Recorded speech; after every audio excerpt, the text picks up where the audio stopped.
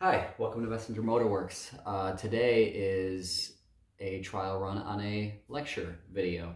We're going to talk about Saab and why Saab was relevant in the world, why Saab unfortunately isn't relevant in the world anymore. We're going to talk about my passion and history of Saabs, and we're going to talk about why they ended, what they ended as. We're going to talk about their innovations. We're going to talk about why they became popular for a short period of time in the auto industry. And then we're going to maybe just kind of keep talking why some of us are keeping them alive. So let's get started. My passion for Saabs started as a child, as most of my automotive passions did, although I didn't actually own one, obviously, until I was an adult. I think I bought my first Saab at maybe 20 years old. It was a 97 900 SE turbo, so definitely a GM era Saab, but loved the thing. It was brilliant. I was actually going to a dealership to buy a Honda Prelude with four-wheel steering and somehow drove away with that Saab, interestingly enough. So Saab, of course, I promised myself I wouldn't say quirky in this video, but there it was. They're just different. But the brilliant thing about Saabs is they weren't just different for the sake of being different. They were different for a reason. They had a reason, whether it was small or big. They had a reason for why they designed things in a particular way. And I just love that. It speaks to me. Really, most things that are different and not mainstream for some reason speak to me. I should probably put that on the list of things that I talk to my psychologist about. But yeah, if it's mainstream, it doesn't appeal to me. Saab's definitely not mainstream. Spoke to me, especially after I drove one and I felt it and I experienced how different it was than all of the Japanese Econoboxes I had driven up until that point. I was just kind of sold on the whole concept of driving a Swedish, weird, really sort of awkward, not great handling vehicle. It just didn't matter. The negatives didn't matter. There was so much to love about them. So I started with that Saab. I did eventually have a 9.3 Viggen in black, 2001 model, four-door, probably the highest volume production version of that car. And then later I did end up with an 86 Saab 900 turbo in black. Unfortunately, it was an automatic. It was a rescue. I did end up with a red 91 Saab 900 turbo with a manual. That was an interesting car, another rescue. Most of my Saabs are rescues. I did have a 2008 Saab 93 Turbo X, which of course is the Saab that, aside from maybe the 900 Turbo SVG and the 99 Turbo from the late 70s, probably up there with one of the most coveted Saabs, certainly the highest performance Saab ever produced. I had that. It was a daily driver. As most of my Saabs went, it was a nightmare car, just timing chains and suspension issues and, weird fuel problem and, I don't know, just what coil packs going bad just constantly, regardless of the brand that I bought. Just they went bad all the time. Probably had something to do with the amount of heat under the hood, just killed them constantly. I did love that car though.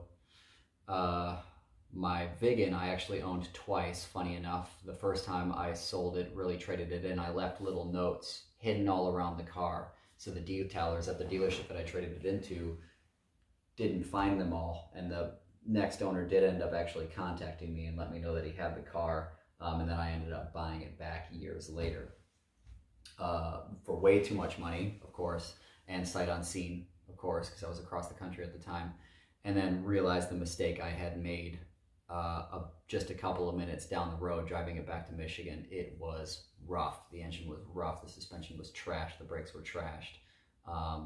So a little unfortunate. Very unfortunate. A lot of money spent. But I did have the privilege of owning my Viggen and my Turbo X at the same time, which was just a lot of fun. Yeah, that was just kind of a neat little Saab moment that I'll probably never be able to repeat again, especially since a lot of Viggens are really getting driven into the ground, and really so are the Turbo X's. There's cheap Turbo X's that you don't want to own, and there's really expensive Turbo X's that are just prohibitively expensive.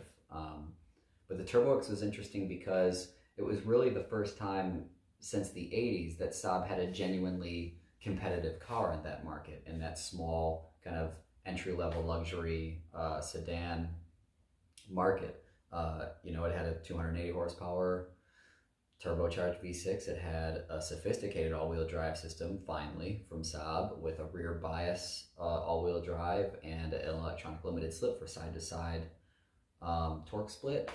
And it had Saab's rear-axis rear-wheel steering, passive rear-wheel steering system. It really was a pretty good car. Just mine wasn't very good. It was just a maintenance nightmare for some reason.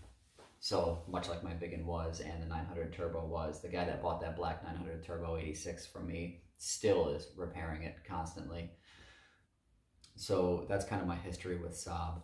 I'm going to start with really why Saab kind of sucked over the years. Saab almost never made a profit, especially when they were independent. They never made a profit when they were, a part of the Saab Scania group. They took way too long to build cars. Now, they built them back then very high quality, but they took way too long to build cars.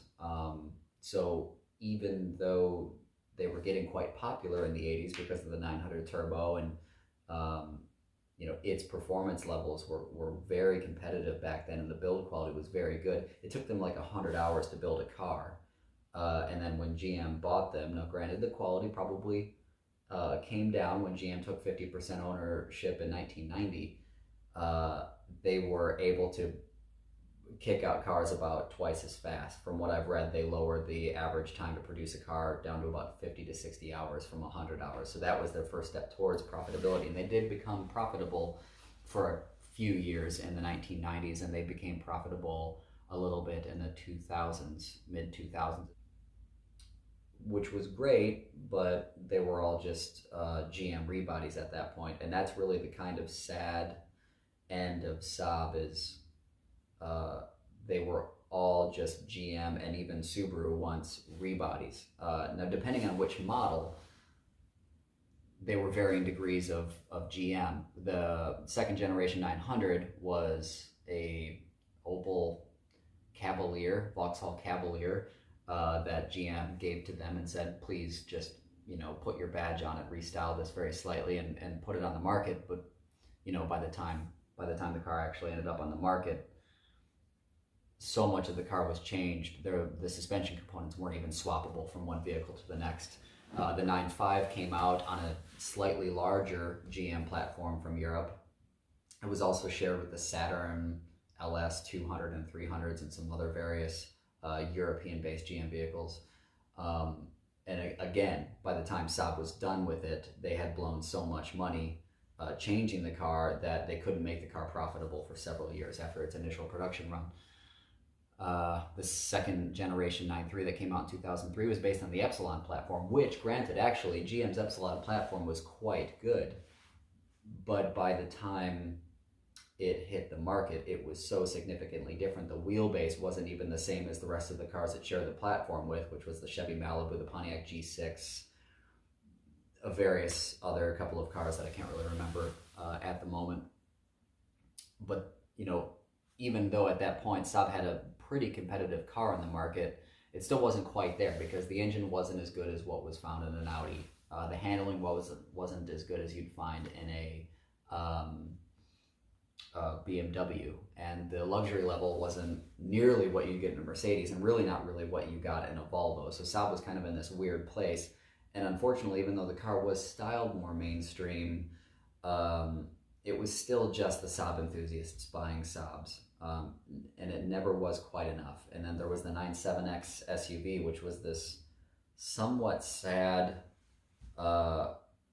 rework of the GMT 360 platform that the Trailblazer was on, the Bravada, the Isuzu Ascender, the the Buick Rainier, and various other SUVs. And it wasn't really that bad of an SUV, but it was so un-Saab-like, despite being pretty significantly restyled.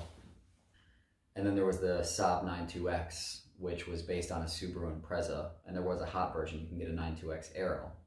but that really just looked like a Subaru. It was a slightly better looking Subaru Impreza from the mid 2000s, and not a bad vehicle. They're all rotting out now, and most of them have just been beaten to hell. And it really still wasn't a Saab. So that's, yeah, kind of a shame. They did end with a few high notes.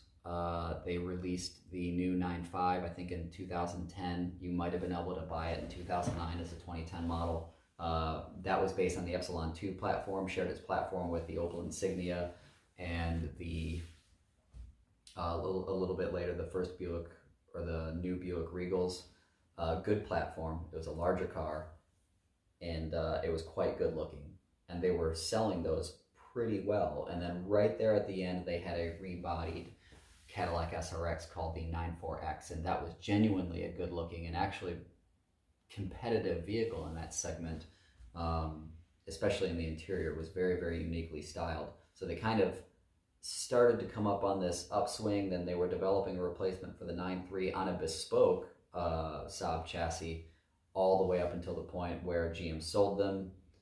They started to build cars again. They went bankrupt. They got bought out, started to build cars again, and went bankrupt again.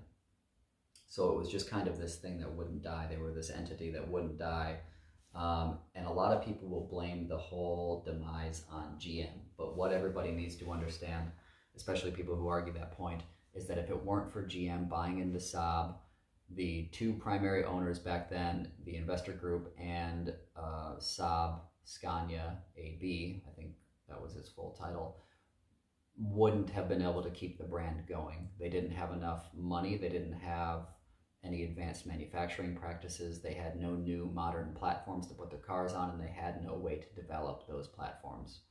They just didn't have the money, and they didn't necessarily even have the talent in-house to do so. So really, if it wasn't for GM's buyout, Saab may have languished until the mid-90s before finally pulling out of most large markets. And maybe that would have been the right way for Saab to die. Some people would argue that that would have just been the right way for a small niche company to end. But GM saw in it an opportunity to have a luxury European brand in their umbrella after they had been beaten to Jaguar by Ford. So they tried out Saab. They went forward and got Saab. And GM never understand Saab. They didn't understand what Saab was supposed to be. But I do think that there were people within GM giving Saab the right chances. And unfortunately, Saab kind of kept ruining those chances by overspending on car development, reworking things that didn't necessarily need to be reworked. So yeah, Saab did it to themselves just as much as GM did it to them by not having the right culture to support the company. So Saab died. Sad. But so did Pontiac, a storied brand, so did Hummer, so did Saturn at the time, all really around the same time. Several brands had to take the fall. There just wasn't enough space in the market to support them all. With the financial crisis in 2008, 2009 timeframe, you couldn't justify keeping around a money-losing small brand. So Saab is dead. And by the time they died, they were pretty close to a empty shell. They were a caricature of what they once represented throughout the 60s, 70s, 80s, and early 90s. But let's get a little bit happier and talk about Saab's history. Saab started out as a division of Saab Defense AB. That's what they're called now. Back then, can't really remember what they were called, but they built airplanes. They built fighter planes. And towards the end of World War II, they realized that they weren't going to be able to keep selling warplanes. So they tasked a couple of engineers that they had on staff, plane engineers. I think one was a wing engineer, wing designer, and one was a fuselage designer, and tasked them with building a car. I'll show a picture of it. I think it was called the Ursaab. Ursaab, don't know, Swedes are weird. It was a pretty little thing with a very low drag coefficient, not brilliant on the road. Saab then went on to build quite a few different sort of vehicles on the same platform, the 9.2, the 9.5, the 9.6. And they were all kind of weird, and they had wagon variants and hatch variants, sedan variants, two-door variants of throughout the years. That platform actually got built well into the 70s, I think, which is staggering for how long that platform held out. And they had goofy engines. They had two strokes. They had V4s that they, purchased from Ford. Um, they started to finally modernize, though, in the late 60s with the Saab 99. That's really when the innovation started. The really strong, stark innovation started with Saab. And you could kind of see the shape of what they would end up becoming by the 80s. The Saab 99 was a brilliant car, had a lot of innovations as far as seat belts, and they started to reach somewhat recognizable status even in the States by that point, but they really didn't get there until the late 70s when the 900 was introduced as sort of more of an upscale iteration. It was on the same platform as the 99, but it had a longer nose, a redesigned rear end, completely updated interior that was quite modern for the time. And that platform went all the way until 1993, 1994, if you're considering the convertibles. So consider the run, that's 15 or so years, more than 15 years of building that platform. And the success they had with that platform was pretty monumental considering how small of a company they were, how small their budget was compared to BMWs and Mercedes-Benz's at the time. Audi wasn't too big of a factor back then. They kind of were, but Audi hadn't become the monster that they finally did towards the end of the 90s and early 2000s. Obviously, the big popular one within that time frame was the 900 Turbo, especially the SPG models. Those are the ones that were always on the commercials with the fighter jets and all that sort of stuff. They did introduce a more upscale, larger vehicle called the Saab 9000. That was in partnership with Lancia and Alfa Romeo and somebody else. They all kind of built the same car, but the partnership dissolved when there was something about crash test ratings, and what Lancia and Alfa Romeo thought was perfectly suitable, Saab thought was crap. So things dissolved from there, and Saab went on to build the car how they wanted to build, and Lancia, Alfa Romeo went off to build the car how they wanted to build it. Most people know the rest of it. Saab was 50% bought out by GM in 1990. GM bought the rest of it in the year 2000 and wholly owned it. And there was high notes and there was low notes throughout that period as well. High notes, the Vigan was cool, the Turbo X was cool, the introduction of the 9.5, significantly underrated car throughout its entire model run, ran from 97 in some countries all the way up until 2009. Hell of a run for a modern vehicle. I do want to point out though, GM wasn't all that bad for Saab. Like I've hit on a few times during this, if it weren't for GM, Saab would have died in the 90s. If it weren't for GM's manufacturing practices and advanced machining techniques, Saab would have never become profitable. If it wasn't for GM, Saab never would have had any development money to build the second generation 900 or the 9.3, the 9.5. Those cars, which got quite popular and are still driven all over the roads today, never would have happened. GM wasn't all bad for Saab. Saab shot themselves in the foot a lot. In the early 2000s, they wanted a navigation system in their cars. And GM had a navigation system that they spoon-fed them, but Saab didn't like it, so went through this enormous expense to develop their own navigation system. Why? Who knows how much profit they wiped away? How many cars did they have to sell to justify the cost of developing a navigation system that was probably only marginally better than what GM had in the first place?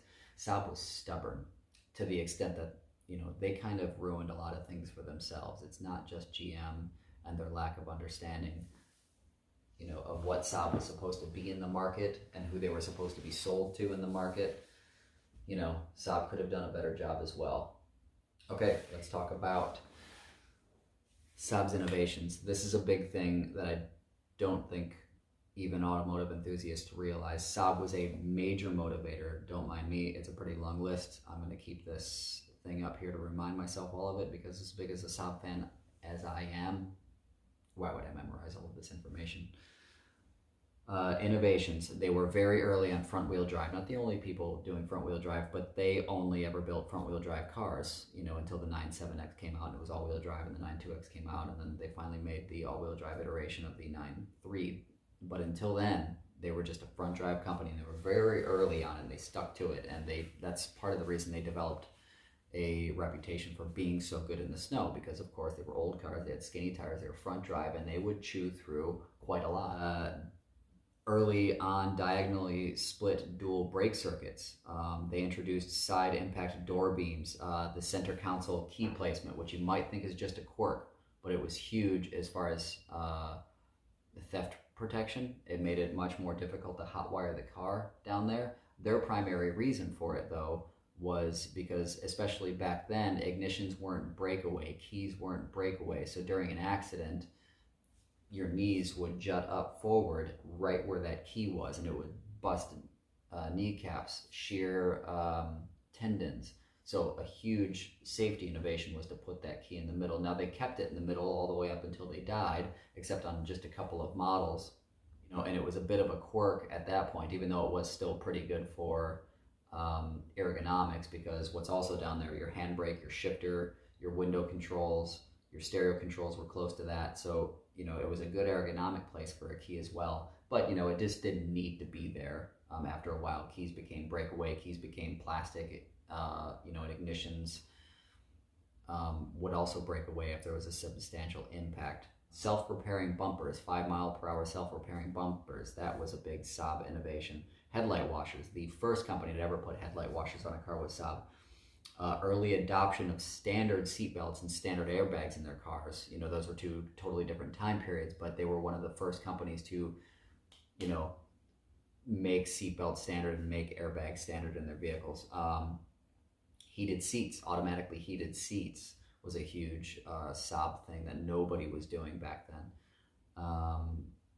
Turbocharging for the masses, this is a big one. 1978, the Saab 99 Turbo came out, and suddenly there was a 145 horsepower small little runabout that the average person could buy.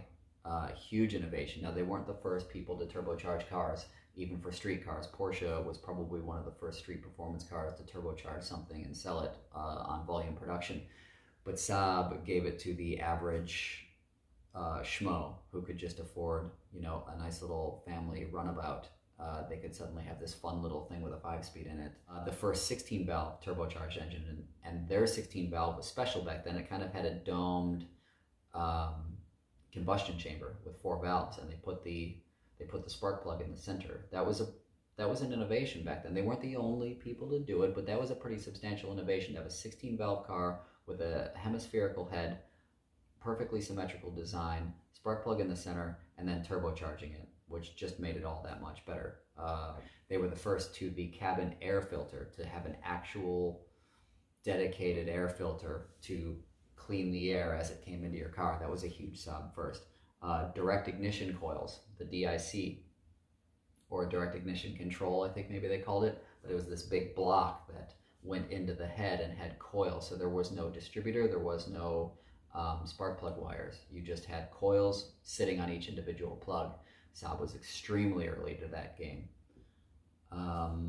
Asbestos-free brakes, brake pads with no asbestos in them. That was pretty big. A lot of people care a little bit less about that, but that was pretty substantial back then. Knock detection, so turbo control, boost control, ECUs. Saab used a Motronic ECU to control their fueling and their ignition back then, but they developed their own little thing called APC, automatic performance control, and it was able to use a knock sensor to detect knock and pull down boost to protect the engine, which was just an unheard of technology back then. Nobody was doing that, especially not on standard issue cars.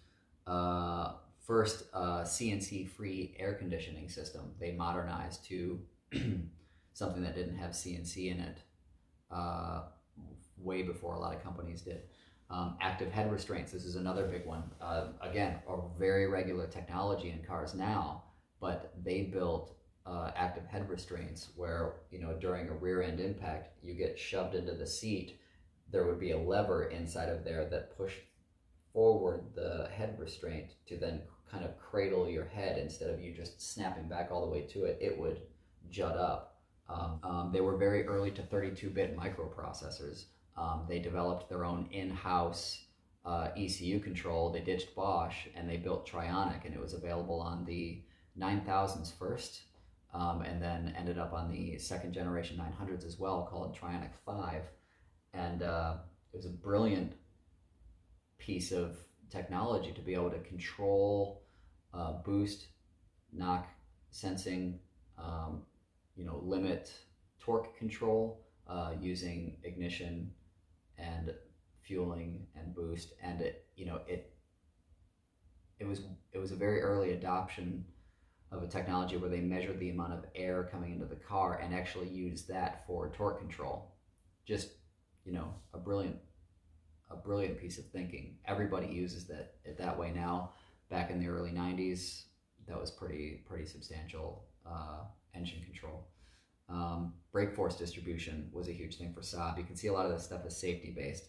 Ventilated seats in the Saab 9.5 in the late 90s.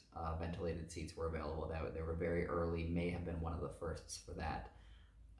They developed a variable compression head where the head would actually tilt slightly to lower the compression and come down to raise the compression, primarily for fuel consumption concerns. Never went into production. Still, nobody's really figured out variable compression. I forget who. Somebody's working on a piston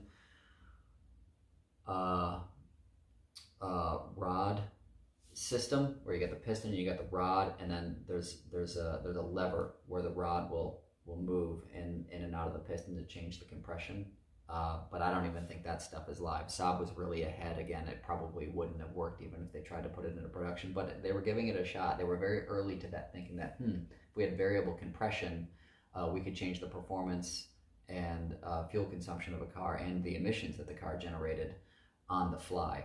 So kind of a neat thing. They introduced a passive rear system that I talked about a little bit ago called Reaxis, where as you turned and the car leaned, the outside wheel would toe out just a little bit to help the car cup around, and then as the car shifted the other way, it would toe back in, and the other wheel would toe out just a tad to add a little bit of passive rear steering to bring the back end around. And I've owned a couple 9.3s. Actually, I did own a 2004 9.3 Aero front drive car, and it was very pronounced in that vehicle. You could feel the back end happily just kind of follow around, and brought down the front drive understeer.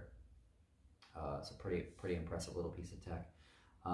And of course, they were pretty early with a Haldex system that was actually very rear biased in the Turbo X, and using an ELSD, and what was really a pretty pedestrian car. I mean, you're not talking about M3 or RS4 levels of cost. You were getting that tech in a pretty standard issue sort of vehicle.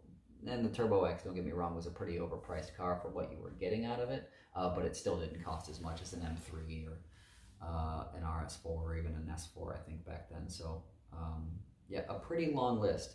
The innovation did admittedly start to slow as GM, sank their fingers in there. They spent less money on developing technologies and started to really fall behind the BMWs, Audis, and Mercedes, and of course, Toyota, Honda, Nissan, and their subsidiaries as well, which is kind of a bummer. But they brought us a lot of good stuff. They brought the automotive industry a lot of great things. So let's talk about why Saab became popular in the first place, at least in the U.S. Their cars were very good in the snow. So the northeast kind of yuppie sort fell in love with Saab as being this utilitarian, different, weirdly shaped, quirky, hate that word, sort of thing to be able to drive. But they were brilliant in the snow. So that's probably their first step forward into popularity. Then introducing turbocharging to the market, and suddenly your local professor could have something that was significantly quicker, really, than a BMW in a straight line, at least, and especially the Mercedes and the Audis of the day, could have something quirky, quick, They had tons of space in the back. The 900 hatchback was cavernous and held significantly more than its competition.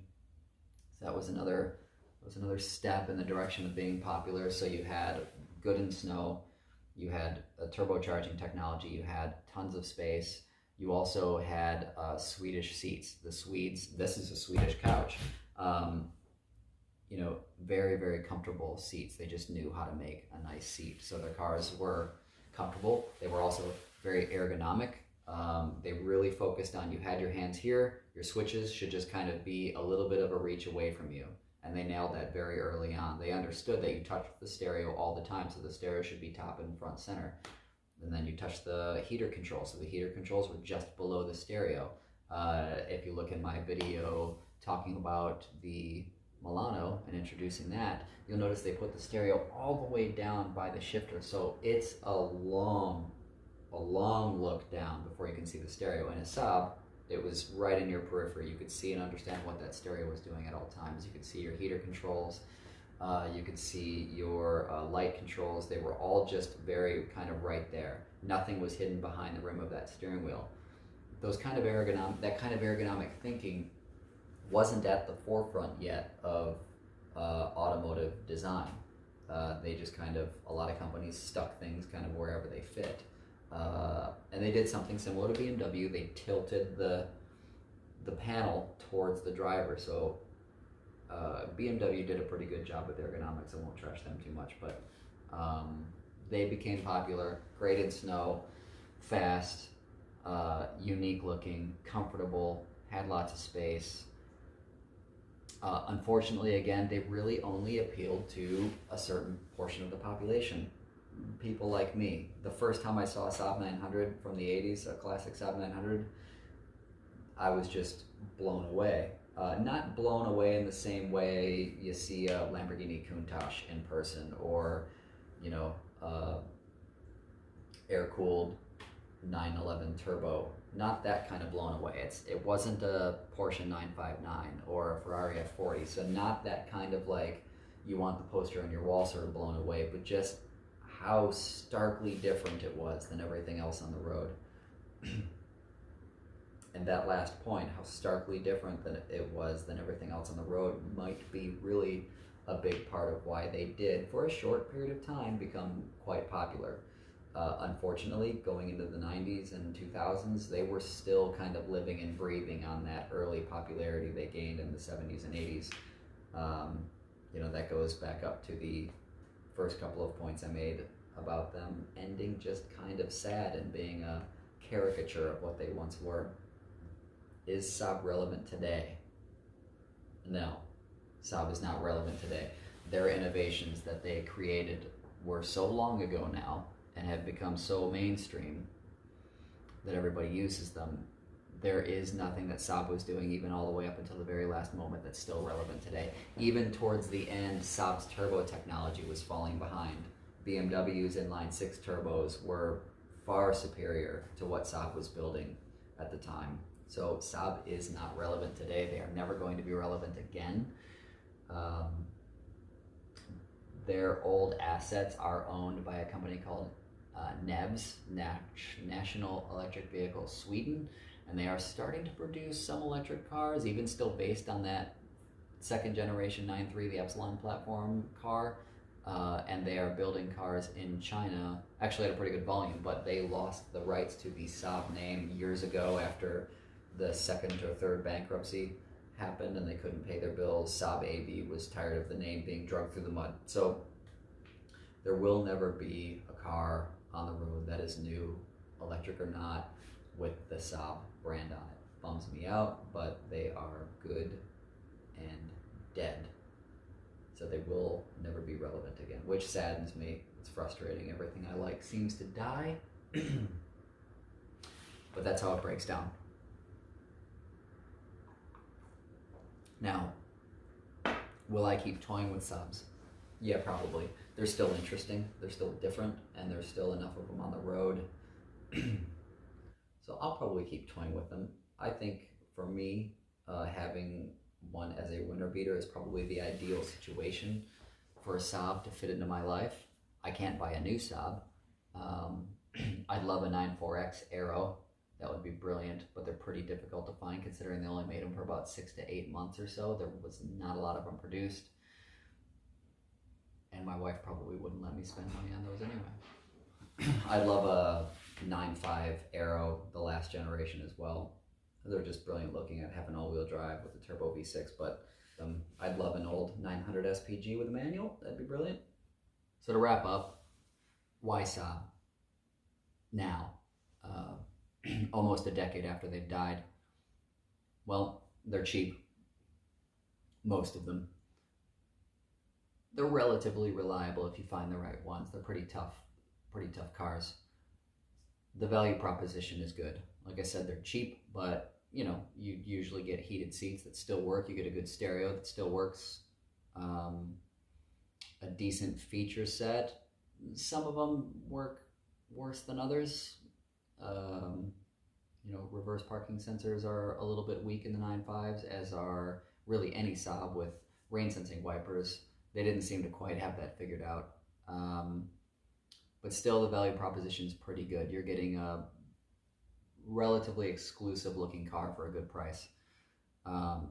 There's a performance aspect. If you want to do a cheap build for a straight line or even a track build, the second generation 900s or 9.3s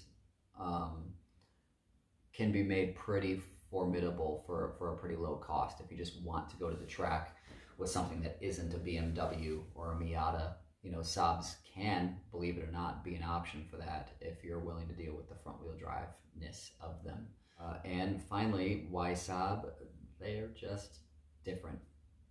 It's being able to have something that not everybody else drives. And as we approach the electrical revolution, you know, we're in our last couple of decades of being able to drive around old, beat up, frankly rather rubbish gas cars, and it's going to be a simple joy that we won't get to have soon. So, you know, if you want something quirky with a lot of space, comfortable seats, a decent amount of speed that's cheap, buy a Saab.